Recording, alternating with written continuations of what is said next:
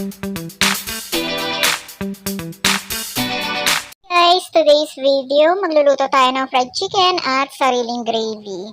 Please don't forget to subscribe and click the notification bell para updated kayo sa aking mga bagong videos dahil marami pa akong ituturo sa inyo. Thank you and enjoy watching! So guys, ito lang ang mga ingredients natin sa gravy. Nor cubes, flour.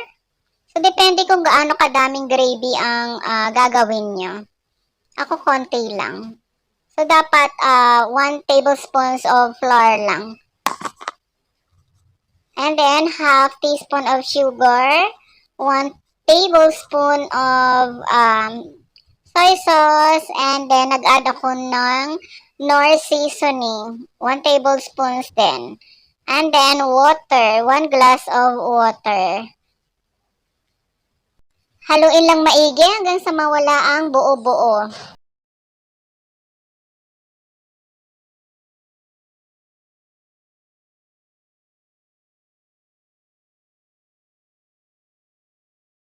Lagyan lang natin ng konting butter yung pan. Kung walang butter, pwede namang oil.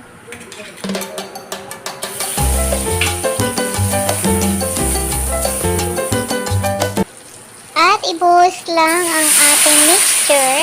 Haluin maigi o haluin agad para hindi mamuo. Dagdagan ng water. Kapag kulang sa water, masyado siyang malapot.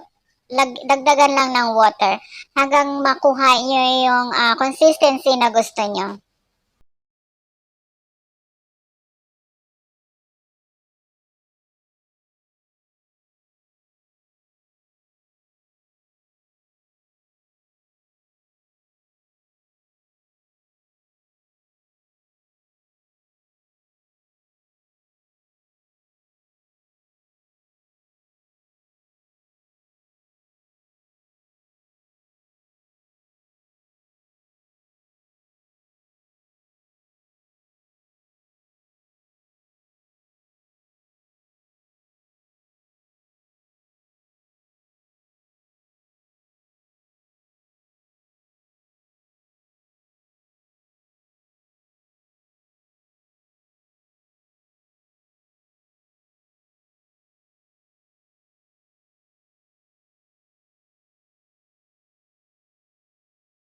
Ng konting dinikdik na bawang or chopped garlic ang ating chicken. And then, konting vinegar or calamansi. And, of course, magic sarap. Yan yung nagpapasarap ng aking fried chicken. Konti lang guys kasi lalagyan natin siya ng breading. Maalat na. At saka isang egg. Pwede rin, optional. Kung may egg, pwede. Kung wala, okay lang rin na walang egg.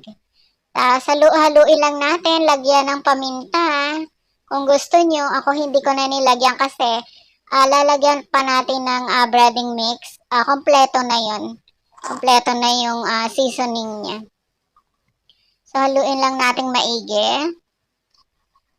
Tapos, lagyan natin ng konting breading mix. Depende sa dami ng chicken nyo. Ako, half kilo lang yung chicken na yan. Kasi malalaking leg part. Leg and quarter part. So, haluin lang maigi. Tinansya ko lang yung nilagay ko, guys. Nasa inyo yan kung gaano ka-alat or katabang ang gusto nyo.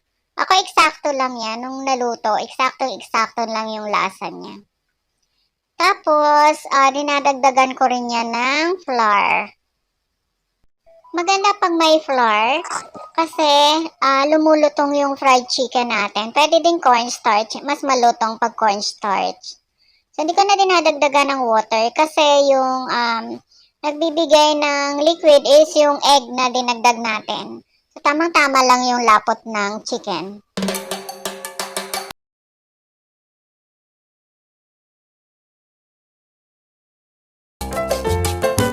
Tingnan ko po yung pala mo.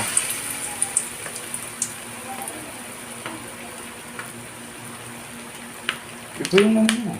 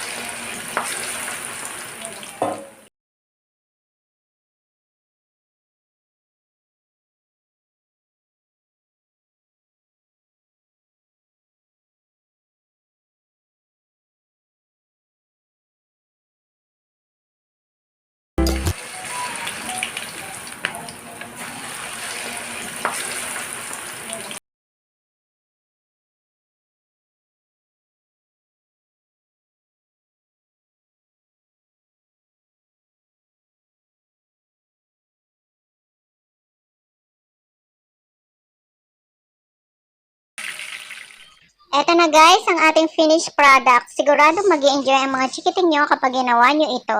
Thank you guys for watching. See you again on my next video. Bye!